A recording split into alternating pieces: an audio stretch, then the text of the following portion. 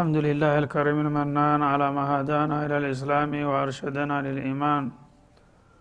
وأنزل هذا القرآن الكريم بالبرهان وأرسل لنا أفضل الرسل بأفصح اللسان،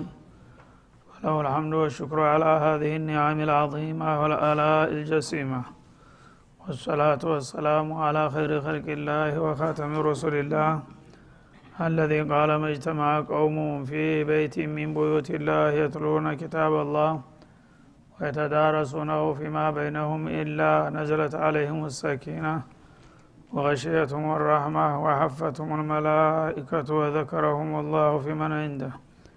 وعلى آله وصحبه ومن اهتدى بهديه. وبعد، فقد وقفنا في درس أمس عند قوله جل وعلا من سورة المائدة: إنا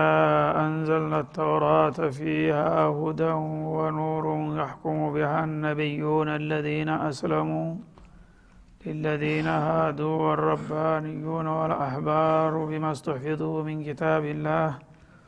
الآية 44. فلنبدأ من هنا. أعوذ بالله من الشيطان الرجيم. إنا أنزلنا التوراة فيها هدى ونور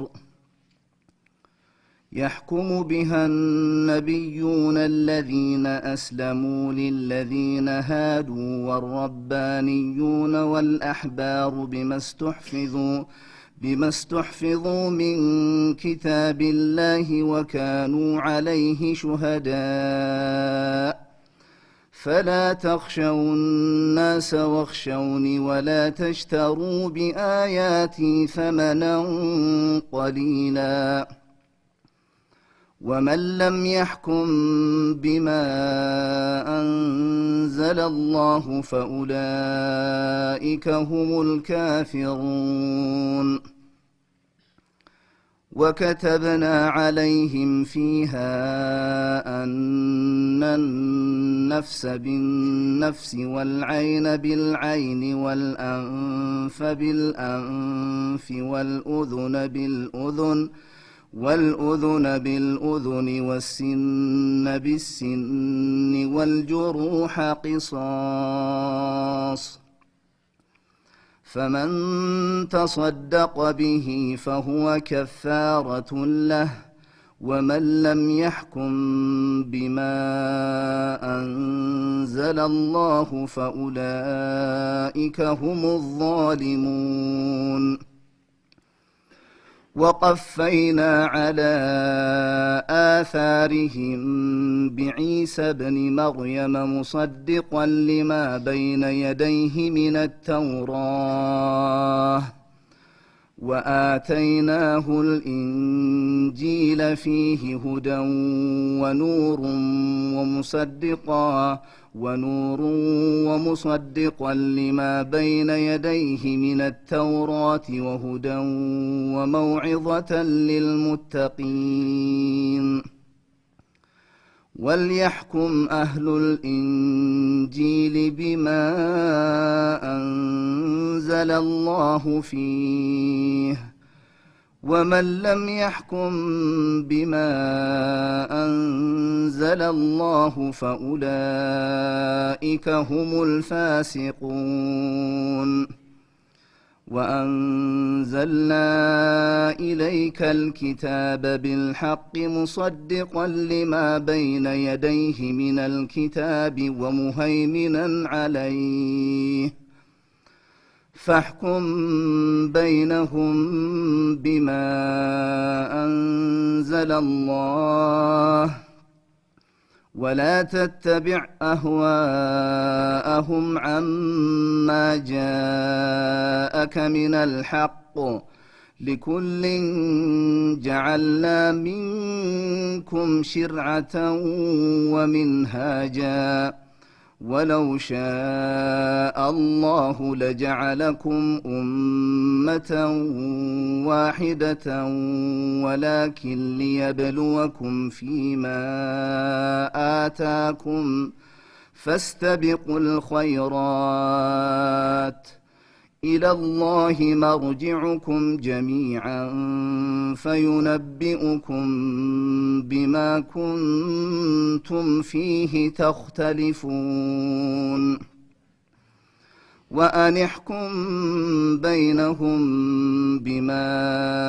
أنزل الله ولا تتبع أهواءهم واحذرهم أن يفتنوك عن بعض ما أنزل الله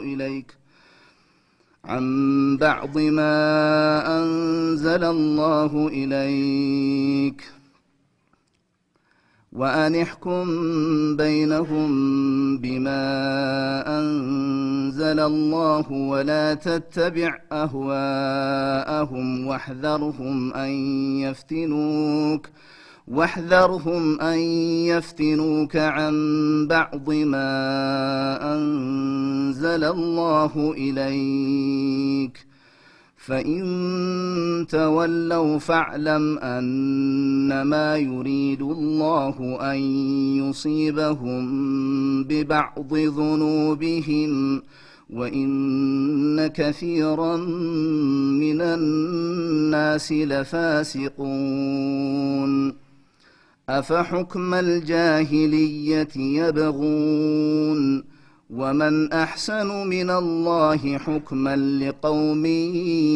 يوقنون يا أيها الذين آمنوا لا تتخذوا اليهود والنصارى أولياء بعضهم أولياء بعض ومن يتولهم منكم فإنه منهم إن الله لا يهدي القوم الظالمين فترى الذين في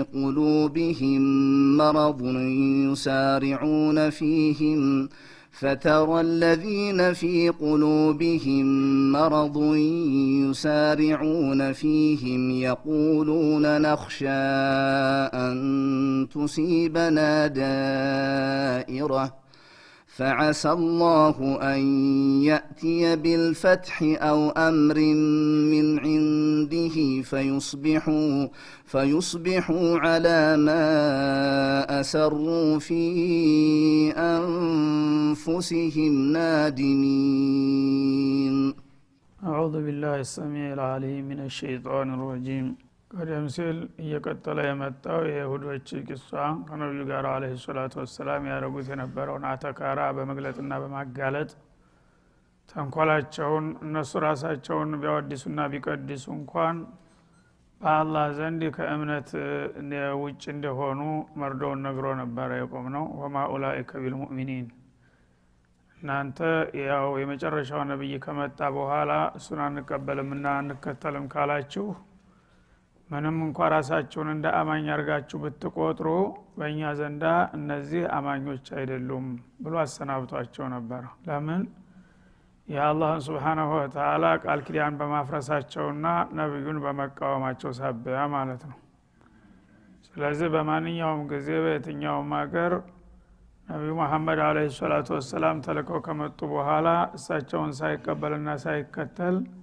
ሃይማኖት አለኝና ዲናለሁ ማለት ዘበት መሆኑን ነው ያረጋገጠው በዚህና በሌሎችም ተመሳሳይ አንቀጾች።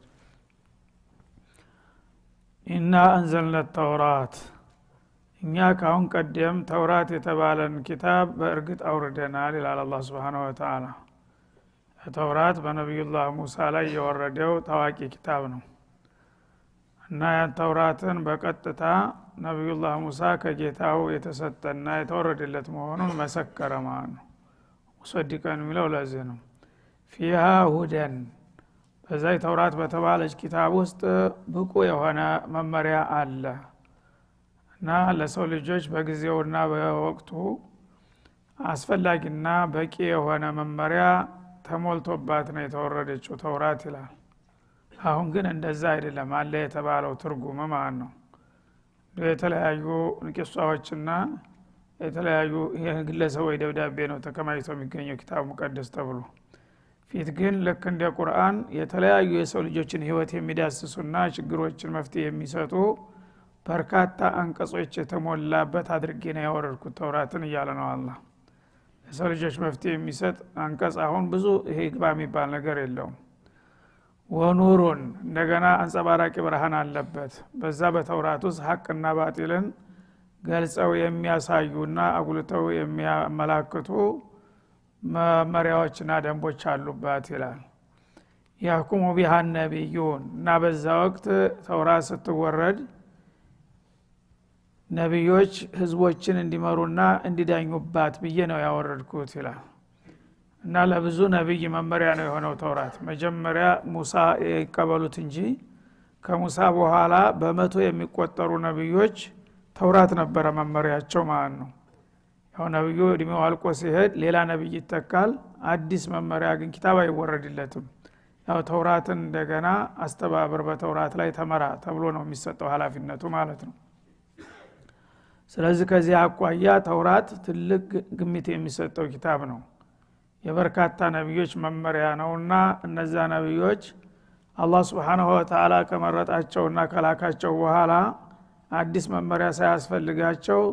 ተውራትን አስተምር እያለ ነበር ኃላፊነት የሚሰጣቸው ማለት ነው።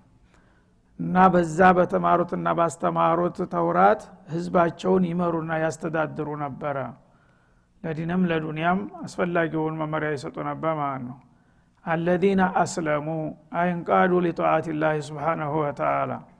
እነዛ ነብያቶች ለጌታቸው ትእዛዝ ትሁታንና ታዛዦች የነበሩ በመሆናቸው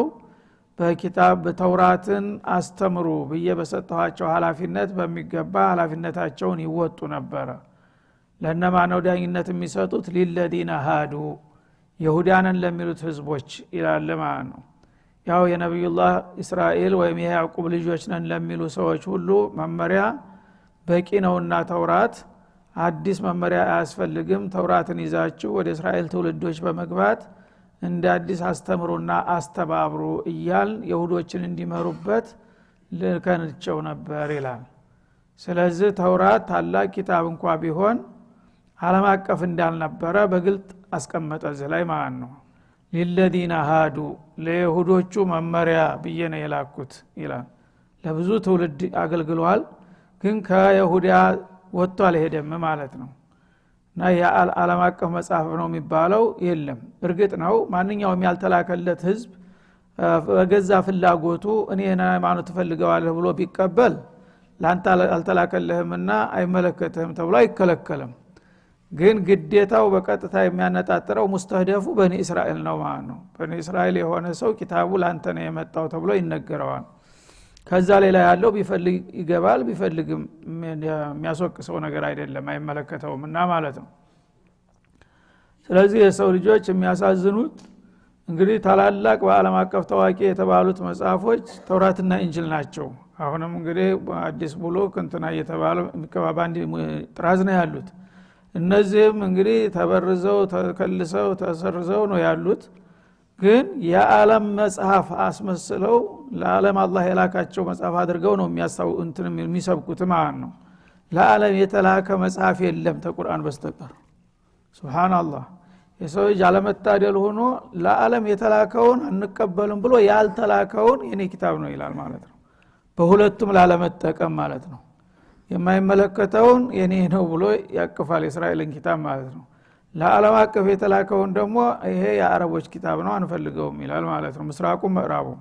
ይሄ እንግዲህ ምንድነው በሁለቱም አላህ እንዳይጠቀሙ አደረጋቸው ማለት ነው። ያኛውም አንተ አይመለከትህም፣ ይሄኛውን ደግሞ የሚመለከተን አልቀበልም ማለት በሁለቱም ከፈርክ ማለት ነው። እና ለለዲና ሃዱ ለነዛ ይሁዳ ለሆኑት ህዝቦች ዳኝነትና መመሪያ እንዲሰጡበት ነው የላኩት አላህ። ወረባኒዩን እንዲሁም ደግሞ ረባኒ የሚባሉት ፉካሃ ዱዓቶችና ፉካሃዎች ሁከማዎች ማለት ነው። ያ የመጀመሪያዎቹ ነብዮች በቀጥታ ነብይ በአካል በመጣበት ጊዜ ተውራትን መመሪያ አድርጎ ነው የሚነሳው ማለት ነው።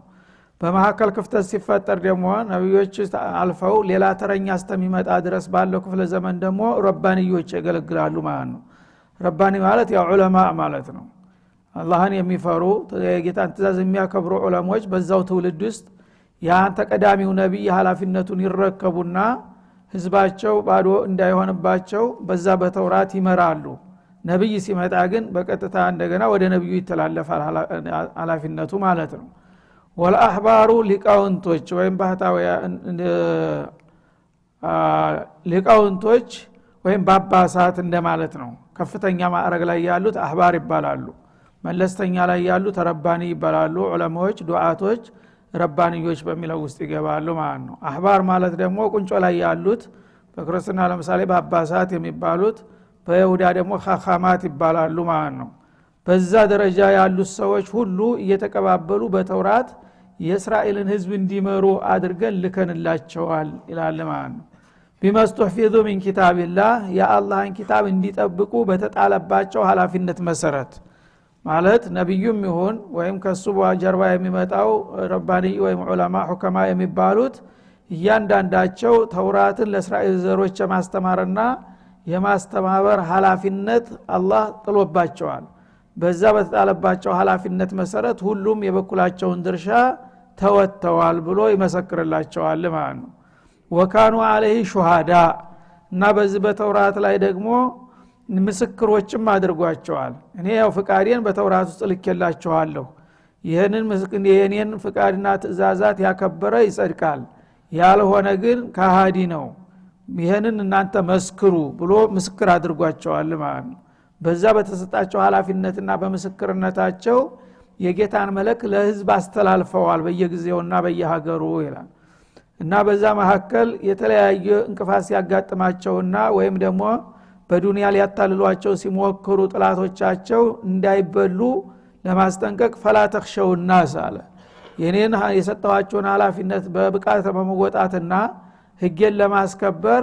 ምናልባት አንዳንድ ጊዜ ጉልበተኞች አምባገነኖች እንቅፋት ሊሆኑባችሁ ቢሞክሩ ሰውን እንዳትፈሩ ይላቸዋል ማለት ነው ፍጡርን ፈርታችሁ የጌታን ትእዛዝ ንቸል ገሸሽ እንዳታረጉ ተጠንቀቁ ብለናቸው ነበር ይላል ነብያቶችም እንግዲህ በየዘመናቸው ተጋፍጠዋቸዋል የተለያዩ አምባገነኖችን እንደዛም ደግሞ ትክክለኛ ረባኒይንና ዱዓት ሁከማ የተባሉትን ባላቅማቸው በግለሰብ ደረጃም ቢሆን አዳ አልሐቅን ተዋግተዋቸዋል ማለት ነው ይሄ ምንድነው ተጌታ በተሰጣለባቸው ሐላፊነት ይሄን ጌታችሁን መፍራታችሁ ፍጡሩን እንዲያትፈሩ ምክንያቱም ፍጡሩን የሚፈራ ሰው የአላህን መልእክት በትክክል ሊያደርስ አይችልም እንወር ባይ ከሆነ ማለት ነው ፈላ ተخشوا الناس ናፍጡሮችን ሰዎችን እንዲያትፈሩ ወخشوني እኔን ፍሩ ይልቁንስ እኔ ነኝና የጠላሁትን መጉዳት የወደድኩትን መጥቀም የምችለው በዱንያም በአኸራም እኔን ፈርታችሁ ሐላፊነታችሁን በብቃት መወጣት አለባችሁ ሰዎች ግን ተጽዕኖ ቢያረጉባችሁም እንኳን እነሱን ፈርታችሁ የኔን መልእክት ወደ ጎን ልትተውት አይገባችሁም ብሎ በሰጣቸው ማስጠንቀቂያ መሰረት ሁሉም የቻሉትን አድርገዋል ይላል ወላ ተሽተሩ ቢአያቲ ላህ ተመነን ቀሊላ በአላህ አንቀጾች ደግሞ ትንሽን ዋጋ እንዲያትለውጡ ብሎም ማስጠንቀቋቸው ነበር ማለት በጥቅማ ጥቅም እንዲያትታለሉ ማለቱ ነው እነዚህ እንግዲህ ባለስልጣናትና በጊዜው ያው በኩፍር ላይ የሚጓዙ ኃይሎች እንደ አይነት ተቃዋሚ ሲመጣባቸው ዝም አይሉም በተለያየ ስልት ያዋክባሉ ማለት ነው በወስላት ደካማ ካገኙ በጥቅማ ጥቅም በገንዘብ በሴት በስልጣን ያታልሉታል ማለት ነው ወይም ደግሞ ጠንከር ያለ ከሆነ በማስፈራራት በመደብደብ በማሰር በተለያየ ነገር ተጽዕኖ ያረጉበታል እስከ መግደልም ድረስ ይሄዳል ማለት ነው ስለዚህ በማንኛውም መልክ የኔ ጥላቶች እናንተን ተጽዕኖ ሊያረጉባችሁና ተተልኳችሁ ውጭ ሊያረጓችሁ ቢሞክሩ ፍጡርን ፈርታችሁ የኔን የፈጣሪያችሁን ሐላፊነት እንዳታጓድሉ ተጠንቀቁ ወይም ደግሞ በጥቅም ሊያታልሏችሁም ከመከሯችሁ ለግዚያዊ ጥቅም ብላችሁ የኔን አያት የኔን መመሪያ እንዳትሸጡ ታደራችሁን ተብለዋል ይላል ይሄ እንግዲህ በጣም የሚያስገርም የሆነ ነገር ነው አላህ Subhanahu Wa Ta'ala ገና ተድሮ ጀምሮ አንሷር አልሐቅና አንሷር አልባጢል ሁሉ ጊዜ ሊታረቁ የማይችሉ መሆኑን ነው በግልጽ ያስቀመጠው ማለት ነው ያው በትግል መጠን ነው ውጤት የምታመጣው ማለት ነው በቀላሉ ገሸሽ የምትል ከሆንክ የሚያታልልህም የሚያባብልህም የሚያስፈራራህም የሚያሸብርህም አታጣም ማለት ነው ያንን ፈርተህ እኔ ምን አጨቃጨቀኝ መኖር አለብኝ ታልክ ከኔ ጋራ ያለህ አላቃ ያልቅለታል አይ እኔ ጌታ የሰጠኝን ኃላፊነት መወጣት አለብኝ አስፈላጊው መስዋዕት ከፍላለሁ ታልክ ደግሞ በእኔ ዘንዳ ቦታ ይኖርሃልና ምርጫው የራስህ ነው ማለቱ ነው እና ለትንሽ ዋጋ እንዲያትሸጡት የኔን አደራ የሃይማኖትን ኃላፊነት ለተለያዩ ጥቅሞች ብላችሁ እንዳትሸጡት ይላል ማለት ነው ትንሽ ዋጋ ሲባል ዳጎስ ያለ ጥቅም ከተገኘስ ፈቀዳል ማለት ነው ለትንሽ ነው እንጂ ሞቅ ያለማ ከሆነ ችግር የለም ማለት አይመስልም እንዴት ነው ዱንያ የፈለገውን ያህል ቢሆን ትንሽ ናት ስለዚህ ለዱንያ እንዲያትሸጡት ነው ዋናው ነገር እና አንድ ሰው ባጋጣሚ ዱንያ ሙሉ ዳርስተዳር የመለከ ቢሆን ተዲንህ ተናዙል ሆነና የኔን አባባል ደግፍና ይሄን ስልጣኔን ላስረክብህ ግዛቴን በሙሉ ዓለም ላስረክብህ ቢል እንኳን እንዳትበገር ነው የሚለው አላህ Subhanahu Wa Ta'ala እንኳን ለሌላ ነገር ስለዚህ ዱንያ በጥቅሏ لا تزنوا عند الله جناح بعوضان የተባለው በሐዲስ ሶሂህ ያንዲ ትንኝ የብናኝ ክንፍ ያህል አትመዝንም አላህ ዘንድ ስለዚህ እሷ ትንሽ ናት የመጨረሻ ብናኝ ክንፍ ማትመዝን እዚህ ግባ የምትባል ነገር አይደለችምና እንኳን ተቀንሳና ተቆራርሳ ራሷን ሙሉዋን እንኳን ሊያስረክብህ ቢሞክር እንዳትበገር ብሎ ነው የሚያስጠነቅቀው ማለት ነው ስለዚህ ነው እንግዲህ አላህ የመረጣቸው ሰዎች የተለያዩ ችግሮች እየደረሱባቸው በቃ ይሄን የአላህን አማና ለመወጣት ሲሉ ጥርሳቸውን ነክሰው የሚጋፈጡት በለላቅማቸው ማለት ነው ሌላው ደግሞ በቀላሉ በእንዳው ባይነ ጥቅሻ በከንፈር ንክሻ ግብሽ ቅልሽሽ ይላል በቀላሉ ምን አጋተረኝ ይላል ማለት እንደ ሰዎች መኖር አለብኝ ወመን ለም يحكم بما انزل الله አለቀጥሉ እንግዲህ አላህ ባወረደው ህግና ደንብ ህዝቦችን ያልመራና ያላስተዳደረ ሰው ለዚህ ዲል አብቆቶት ማለት ነው በኃላፊነት ቦታ ተቀምጠህ ስልጣን ይዘህ ህዝቦችን በጌታቸው መመሪያ ማስተዳደር ነው የሚጠበቅብህ ምክንያቱም የአላህ አማና አለብህ በአንተና በህዝቦች መካከል በጌታህና በህዝቦች መካከል አንተ ነህ ጣልቃ የገባው ኃላፊነት ከአላህ ተቀብለሃል ህዝቦችንም በጌታቸው መመሪያ ልታስተዳድራቸው ግዴታ ነው የጌታ የመጣውን መልእክት ደግሞ ማስተላለፍና ማክበርም ሌላው ግዴታ ነው የህዝቦችም ኃላፊነት የጌታም ሐቅ አለብህ ማለት ነው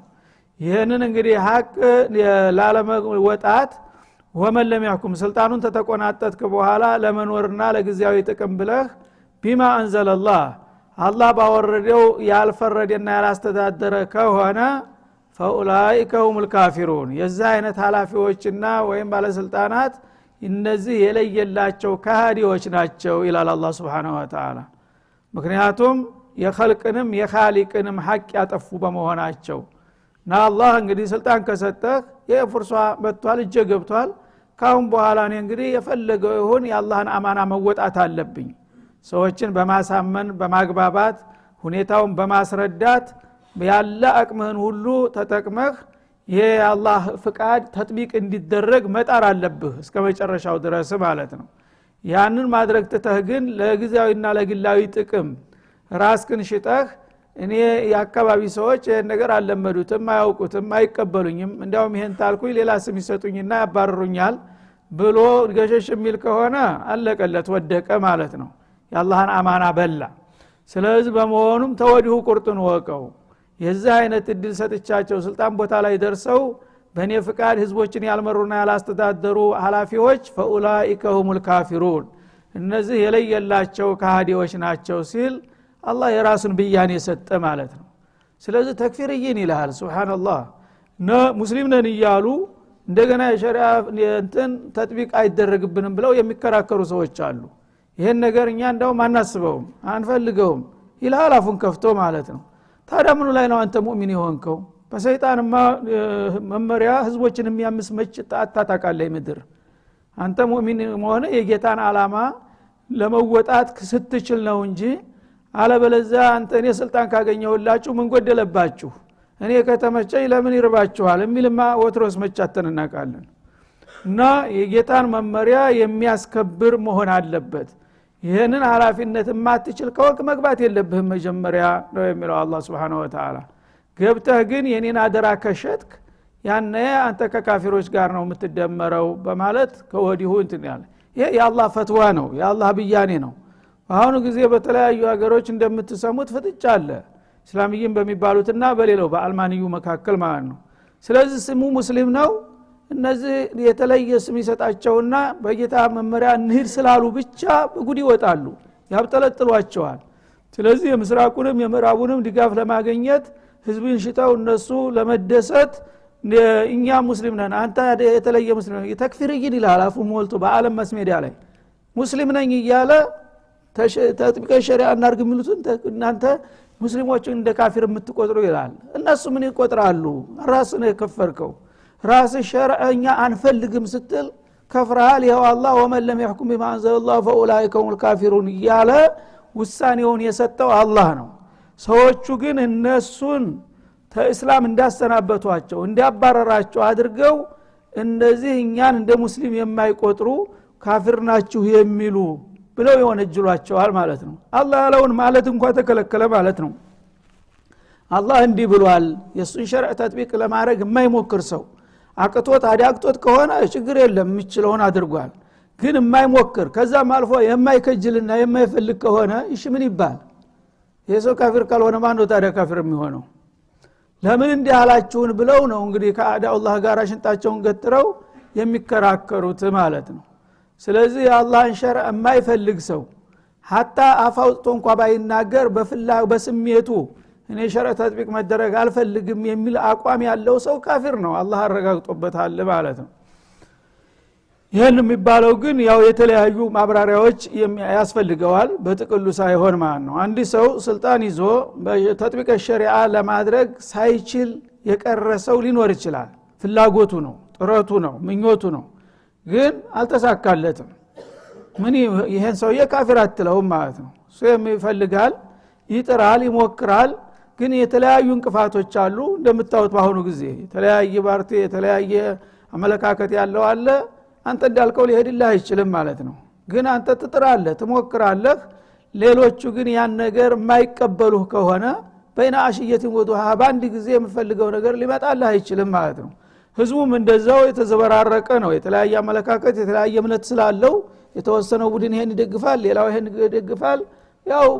በትንቅንቅ በስንት ጊዜ ይባክናል ይሄ አይነት እንግዲህ ምኞቱ ኑሯቸው ፍላጎቱ ኑሯቸው በሚችሉት ጥረት እያደረጉ ሳይሳካላቸው ቢቀሩ ግን እነዛው ማለም ያህኩም ውስጥ አይገቡም ምክንያቱም لا يكلف الله نفسا الا وسعها የሚችለውን እያደረገ ነው ተልቡ እስከ ጣረ ድረስ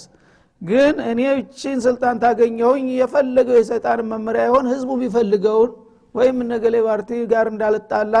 ብሎ ግንባር የሚፈጥር ከሆነ ሽጧል ማለት ነው አማና የለውም ስለዚህ የዛ አይነቱ ነው ሌላው ደግሞ አንድ ሰው ጥሩ ጊዜው ስለተገባደደ ቀጣውን በሚቀጥለው እንመለስበታለን ወሰለላሁ ዐለይሂ ወሰለም